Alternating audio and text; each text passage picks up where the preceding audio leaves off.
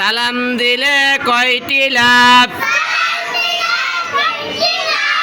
এক নম্বরে দোয়া পাই, দুই নম্বরে মাতা পিতা উস্তাদের সুনাম হয়,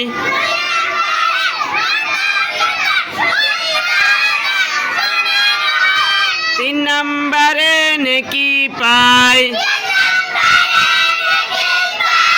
আমরা সালাম আগে দিব, অনেক নেকি আমরা পাব। 11 নম্বর হাদিস শরীফ,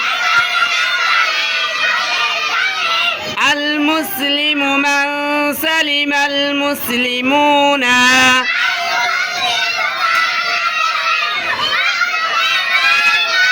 মিন লিসানিহি ওয়া ইয়াদিহি। হাদিস শরীফের অর্থ খাঁটি মুসলমান ওই ব্যক্তি